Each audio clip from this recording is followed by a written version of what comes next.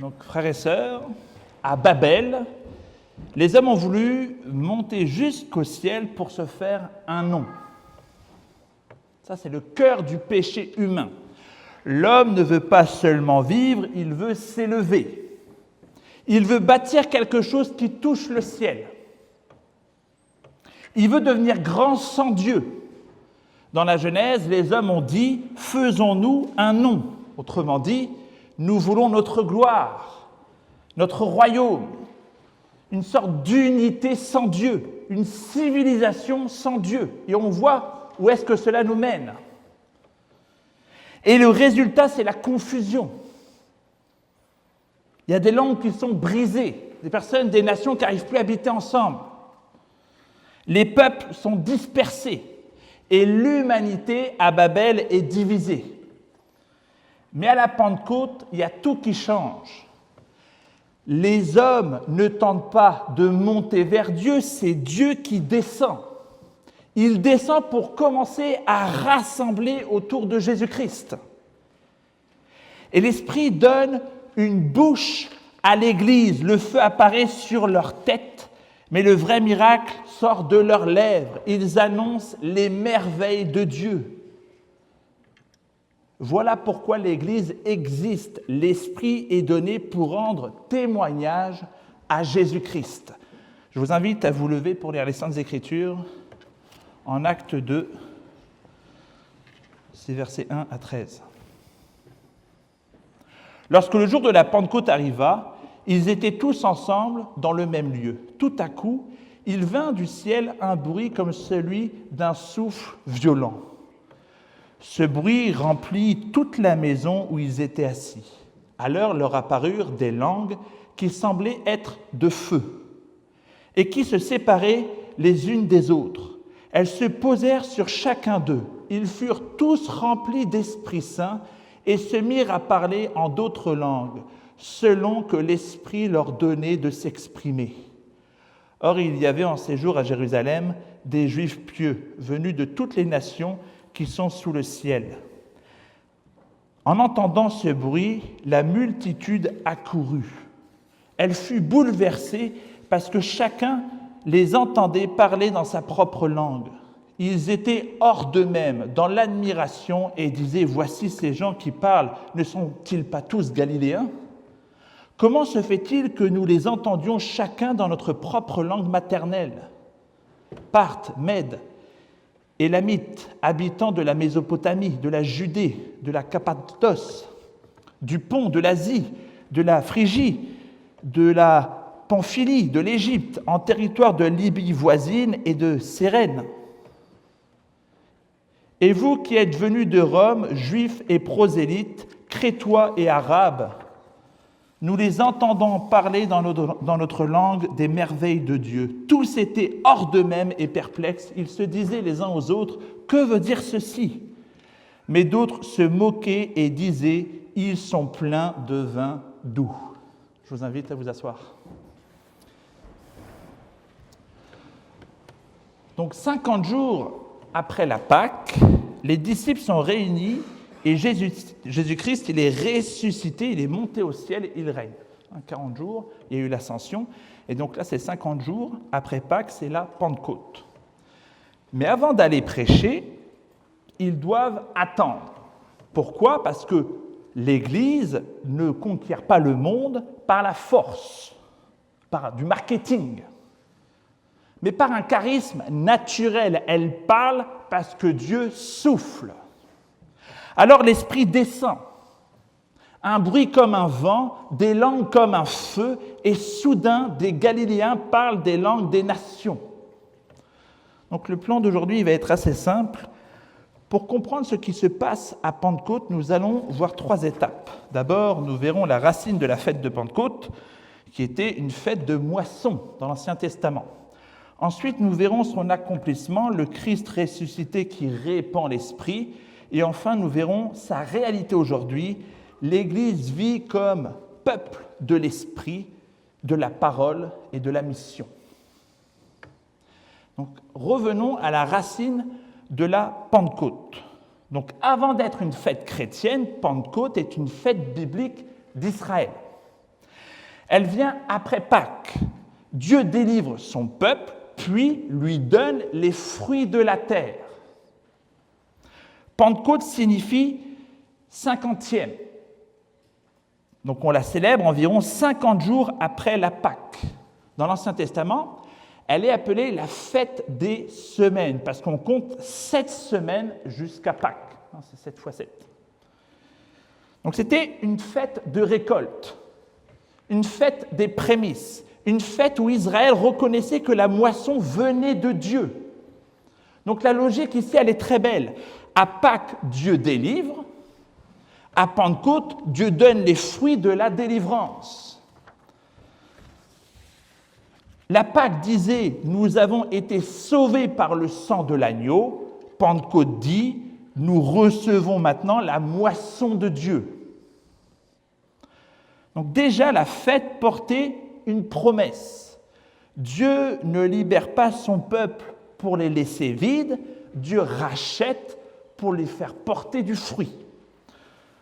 Pentecôte porte 2 grandes dimensions, donc la moisson, mais également le Sinaï.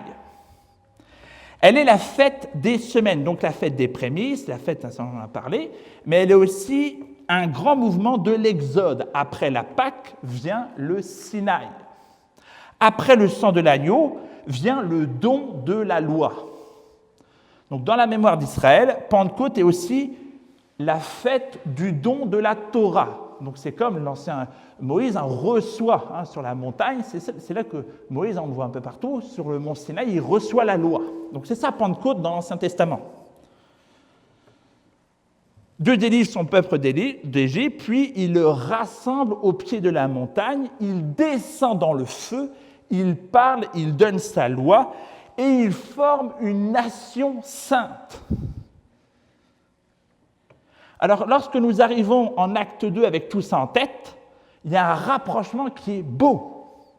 Au Sinaï, il y a également feu, il y a une voix, il y a la loi qui vient finalement s'intégrer dans le cœur des croyants. Il y a un peuple qui est rassemblé, Dieu est en train de créer une nouvelle nation. Donc la Pentecôte renvoie à ce Sinaï et renvoie à cette moisson au Sinaï. Dieu donne cette Torah à son peuple racheté. À la Pentecôte, le Christ ressuscité donne son esprit au peuple racheté par son sang. Donc la différence ici, elle est magnifique.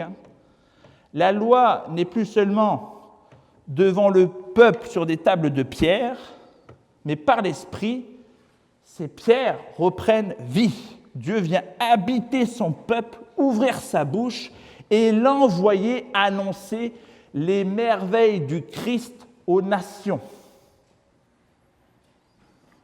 Donc, Pentecôte était déjà une fête de moisson. Et acte 2, Dieu révèle la grande moisson, non seulement le blé des champs, mais les peuples de la terre sont comme des moissons. Et les chrétiens, on est envoyés pour remplir les nations. Donc, acte 2 ne tombe pas du ciel. Pentecôte a des racines. Mais en Christ, ces racines donnent enfin leurs fruits. Alors, nous arrivons au deuxième point, à Pentecôte, et l'acte royal de Jésus-Christ ressuscité. Le roi monté au ciel répand l'Esprit sur son peuple. La Pâque vient d'être accomplie. Donc Pâque, c'est Christ qui est crucifié et ressuscité. L'agneau de Dieu a été immolé, la croix a eu lieu, le sang a été versé, le tombeau a été ouvert, le Christ il est ressuscité, puis il est monté au ciel. Et maintenant, il y a le nouvel Adam qui règne depuis la droite de Dieu. Le premier Adam avait désobéi dans le jardin, mais le dernier Adam a obéi jusqu'à la croix. Le premier Adam a entraîné l'humanité dans la mort, et le dernier Adam, le nouvel Adam, ouvre une humanité nouvelle par sa résurrection. Et que fait ce roi ressuscité? Il répand son esprit. Voilà pourquoi Pentecôte est une naissance. Mais il faut bien préciser de quelle naissance on parle. Souvent on dit, à Pentecôte, il y a l'Église qui est née. Donc Pentecôte n'est pas la naissance de l'Église au sens absolu, comme si Dieu n'avait pas eu de peuple avant Acte 2. Depuis Adam, depuis la première promesse de l'Évangile, depuis Abel, Noé, Abraham, Moïse et David, Dieu rassemble les siens par sa grâce, par la foi en vue de Jésus-Christ. Tous les pères de la foi attendaient l'arrivée de Jésus-Christ. Donc vous voyez, il n'y a pas deux peuples, on n'est pas dispensationaliste. C'est-à-dire qu'il n'y aurait pas comme deux peuples qui continuent en même temps. Il y a un seul peuple qui réunit les juifs et les non-juifs. Il n'y a comme pas deux plans de salut. C'est soit tu reconnais le roi ou soit tu ne le reconnais pas. Le roi qui est à la droite de Dieu, c'est Jésus-Christ. Donc il n'y a pas plusieurs chemins vers la grâce. C'est soit on reconnaît le roi ou soit on ne le reconnaît pas. Le peuple de Dieu, dans Acte 2, se rassemble autour du roi Jésus-Christ. C'est ça qu'il faut saisir. Donc on est greffé à la même promesse, sauvé par le même sauveur. À Pentecôte, Dieu ne remplace pas Israël. Il accomplit les promesses faites à Israël et ouvre la moisson aux nations. Donc il y a un seul peuple, une seule grâce, un seul sauveur, un seul Christ. Mais à Pentecôte, ce peuple entre dans une nouvelle phase de l'histoire du salut. Le reste d'Israël, ceux qui ont suivi Jésus, parmi les Juifs, il y a des gens qui ont voulu tuer Jésus, et il y a des gens qui l'ont suivi. Donc le reste, ceux qui se sont rassemblés autour du Messie, ont vécu comme une nouvelle naissance. Tandis que les autres, c'est comme un baptême. Un baptême, soit tu vis ton baptême et tu nais de Dieu dans les eaux du baptême, ou alors, si tu ne vis pas ton baptême, si tu ne comprends pas que Christ t'a ressuscité et qu'il t'a pardonné, tu meurs dans l'eau du baptême. Eh bien, il y a une partie des Juifs qui vont renaître et il y a une partie des Juifs qui vont être condamnés. Donc le peuple de la promesse devient le peuple de la proclamation. Le peuple qui attendait le Messie devient le peuple qui annonce le Messie est venu. Et là, le miracle des langues est essentiel, car les disciples ne gardent pas l'esprit pour eux-mêmes, ils parlent. Ils ne reçoivent pas le feu pour décorer la chambre haute, mais ils vont sortir de cette chambre. Ils annoncent les merveilles de Dieu dans des langues que des peuples rassemblés à Jérusalem vont comprendre. À Babel, les hommes voulaient se faire un nom et les langues furent confondues. Et à la Pentecôte, Dieu proclame le nom de Jésus-Christ et les langues deviennent mission.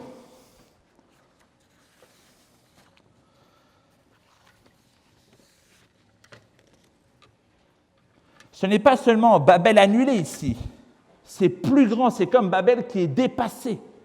Dieu ne revient pas simplement à une humanité avec une seule langue, il fait mieux, il annonce un seul évangile dans plusieurs langues. Donc ici, il y a l'unité chrétienne qui n'efface pas les nations. Ici, l'extrême gauche cherche à effacer les nations. Ce n'est pas l'objectif de l'Évangile. L'Évangile cherche à rassembler autour de Jésus-Christ. Aujourd'hui, on veut rassembler autour de la laïcité, rassembler autour de quelque chose d'autre. Mais il y a uniquement l'unité autour de Jésus-Christ qui peut faire que toutes ces nations puissent être en harmonie. Si vous voulez, en fait, le plan, que je ne sais pas exactement comment ça se passe, mais de Soros, etc., eux, ils veulent finalement diviser, créer carrément presque des guerres civiles entre les nations, tandis que l'Évangile, lui, il veut rassembler les nations. Puis Pierre se lève et explique l'événement par le prophète Joël. On ne l'a pas lu ici, ça aurait été un peu long, mais il dit « Je répandrai de mon esprit sur toute chair ». Donc hommes et femmes, jeunes et vieux, serviteurs et servantes, le peuple de Dieu devient un peuple prophétique, non pas prophétique, parce que chacun invente sa petite révélation privée. Ici, on n'est pas solo scriptura, ce n'est pas toi tout seul, comme l'esprit qui vient, et puis tu commences à dire tout et n'importe quoi. Ça ne se passe pas comme ça. Il y a l'Église qui est là pour également diriger, pour montrer la bonne direction de ces révélations qui sont dans les Saintes Écritures. mais prophétique parce que l'Église donc proclame publiquement l'accomplissement des promesses de Dieu en Jésus-Christ. Donc, à Pentecôte, Dieu ne crée pas un deuxième peuple. Il embrasse son peuple ancien et il intègre les nations dans le feu du nouvel Adam. Donc, il y a une continuité de peuple.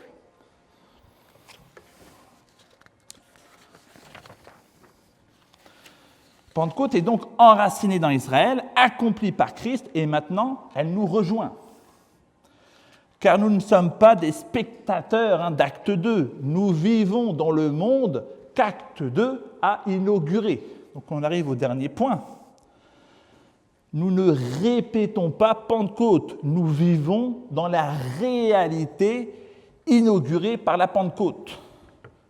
Donc Pentecôte, c'est un événement fondateur. C'est comme la croix. Jésus-Christ, il est mort qu'une seule fois à la croix. Il ne meurt pas toutes les semaines. C'est comme la résurrection, c'est une seule fois la résurrection. Jésus-Christ, il a ressuscité une seule fois, pas 3 fois. L'ascension, c'est une seule fois aussi. Il est monté une seule fois à la droite de Dieu. Il ne s'amuse pas à refaire ça toutes les semaines. Donc c'est une fois pour toutes. On ne recrucifie pas Jésus-Christ chaque dimanche. On ne ressuscite pas à nouveau chaque printemps. Et on ne rejoue pas donc cette ascension. De la même manière, on ne répète pas Pentecôte comme si Acte 2 devait recommencer chaque année ou tous les 10 ans. Mais nous vivons dans la puissance de ce que Pentecôte a inauguré. Et cela signifie 3 choses pour nous. Nous sommes un peuple habité par l'Esprit. L'Église n'est pas simplement une association religieuse. L'Église est le peuple du Christ ressuscité, uni à lui par l'Esprit. Donc l'Esprit nous applique l'œuvre de Christ. Il nous unit au Sauveur, il nous sanctifie, il nous console, il nous équipe, il nous fait confesser Jésus est Seigneur. Nous sommes un peuple de la parole. À Pentecôte, l'Esprit descend et immédiatement les disciples parlent. Donc cela nous enseigne une chose très simple. La marque normale de l'Esprit n'est pas d'abord le spectacle, le show, mais c'est le témoignage rendu à Jésus-Christ. L'Esprit ne vient pas pour remplacer la parole, il vient pour faire retenir la parole. Une église remplie de l'Esprit devient une église qui annonce Jésus-Christ. Et enfin, nous sommes un peuple envoyé vers les nations. Pentecôte brise la barrière des langues. Dieu annonce déjà que l'Évangile ne restera pas enfermé dans une seule culture, dans une seule ethnie, dans une seule géographie. Donc Dieu n'est pas un petit Dieu tribal. Il est le Seigneur des nations, de tous les peuples. Alors l'Église doit parler clairement, elle doit annoncer l'Évangile dans la langue des gens, sans changer l'Évangile pour plaire aux gens. Et ici au Québec, on parle français.